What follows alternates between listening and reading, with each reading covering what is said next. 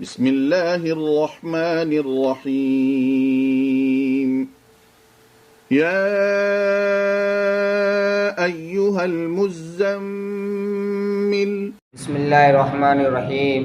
बिरादरान इस्लाम, आज मैं आपको एक ऐसा अमल बतलाऊँगा जिससे हर परेशानी का इलाज, हर बीमारी से निजात, हर रंज और गमों से निजात, तमाम तकलीफ़ों से छुटकारा, दुश्मनों से छुटकारा।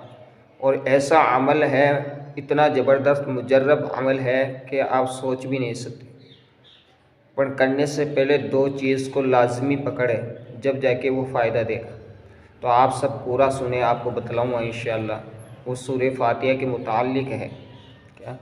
सबसे पहले चीज़ ईमान, यकीन और अल्लाह पर तवक्कुल के साथ इस अमल को करना। दूसरा, नमाज की पाबंदी। अगर नमाज नहीं है तो ये अमल आपको कोई फ़ायदा नहीं देगा, चाहे आप लाखों करोड़ों दफ़ा कर लो, कोई फ़ायदा नहीं देगा। इन दो चीज़ों को, नमाज और ईमान को मजबूती से पकड़ना। और इसके साथ में जिस अमल को आप कर रहे हैं उस पर पूरा कामिल यकीन हो कि वाकई में इस अमल पर शिफा भी मिलेगी, इज़्ज़त भी मिलेगी, माल भी मिलेगा, सारी चीज़ें अल्लाह देगा।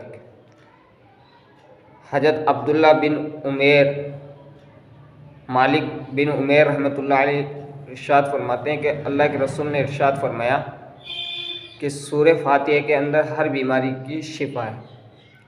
क्या? तो अल्लाह के रसूल ने फरमाया दे बेशक शिफा है, अब यकीन करना हमारा काम है। एक तो बीमारी से शिफा, दूसरा इसके अंदर क्या फ़ायदा है कि अगर आप फजर की अज़ान जैसे हुई, आप उठें, वज़ू करें सुन्नत और मुस्तहब की रियायत के साथ और 2 रकात नमाज सुन्नत अदा करने के बाद किबला रुख बैठ जाएं और इस तरह इसको 41 दफ़ा पढ़ें। बिस्मिल्लाहिर्रहमानिर्रहीम, अल्हम्दुलिल्लाहि रब्बिल आलमीन, यानी मीम को लाम से मिलाकर पढ़ना है। बिस्मिल्लाह की मीम को अल्हम्दु की लाम से मिलाकर पढ़ना है, 41 दफ़ा पढ़ना है। अव्वल और आखिर दुरूद इब्राहिमी 11-11 मरतबा पढ़ना। ऐसा ख़जाना है कि आप सोच भी नहीं सकते, गुमान भी आपके दिल में नहीं आ सकता।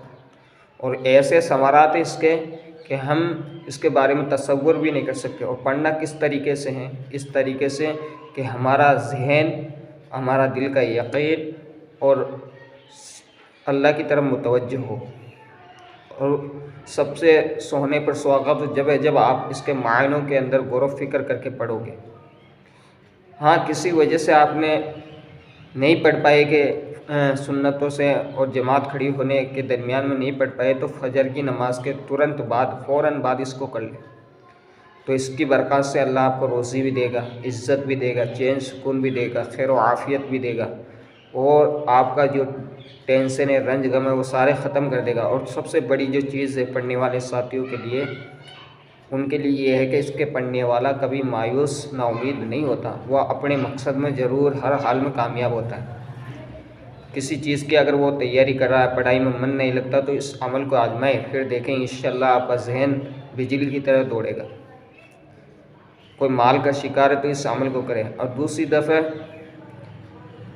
दूसरा जो इसी से मुतालिक जो अमल है वो ये है कि अगर आप फजर से सुन्नतों से लेकर फ़र्ज नमाज के दरमियान इसको नहीं पढ़ पा रहे, ये अमल बड़ा लग रहा है, तो आपको चाहिए कि मगरिब की नमाज के बाद अपनी जगह बैठ जाए और सूरह वाक़िया पढ़ ले।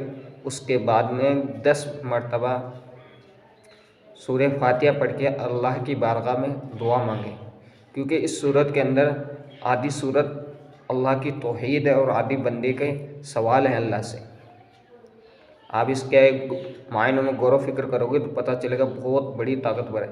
एक सहाबी फरमाते हैं कि अल्लाह के रसूल सल्लल्लाहु अलैहि वसल्लम के पास जिब्रील अमीन बैठे हुए थे। इतने में अचानक आसमान से एक खड़के की आवाज़ सुनाई दी।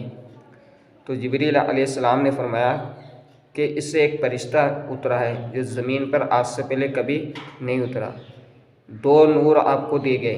वो फरिश्ता आपकी खिदमत में आया और सलाम किया और अर्ज़ किया कि आपको 2 नूर दिए गए जो आज से पहले किसी उम्मत, किसी नबी को नहीं दी गई। एक सूरह फातिहा, दूसरा सूरह बकर के आखिरी 2 आयतें।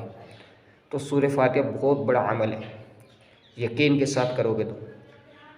और जैसे आपको मान लो इस्तिखारा करना है, आपको कोई किसी चीज़ के बारे में मालूम करना है कि यार मेरी कोई चीज़ गुम हो गई, उसको मैं मालूम करूँ कैसे हो, या आप कोई काम करने की सोच रहे हैं, उसमें आपको ये टेंशन सता रही है कि इसमें कामयाबी मिलेगी या नहीं मिलेगी, तो उसके लिए ये है कि आप ईशा की नमाज के बाद 2 रकात नफिल क्या अदा करें अल्लाह की रज़ा के लिए, और इस सोहें उससे पहले 11 दफ़ा सूरह फातिहा पढ़ें, अव्वल आखिर दुरूद शरीफ 3 दफ़ा पढ़ लें क्या, और जिस काम की आपने नियत की उसके लिए दुआएं करके सो जाए। अल्लाह इंशाअल्लाह आपको ख्वाब में उस चीज़ को ज़रूर बता देंगे। कामयाबी होगी तो कामयाब खैर का मामला बता देंगे, और नहीं होगी तो उससे रोक देंगे। यह सूरह फातिहा वाला अमल है। अगर ये आपको अच्छा लग रहा है, ये बात आपको महसूस हो रही है कि वाकई में सूरह फातिहा में ये चीज़ें हैं, तो आप चैनल से जुड़ जाए। आपको पूरी कुरान शरीफ के हर सूरत के फ़ज़ाइल, फ़वाइद, बरक़ात आपके सामने पेश करूँगा, और इंशाअल्लाह आप फ़ायदा उठाओगे, क्योंकि आज तक हमने सुना है पर करने का तरीका नहीं समझ पाए। हाँ, जिसको समझ नहीं आया वो कर भी मत ना नहीं करना, क्योंकि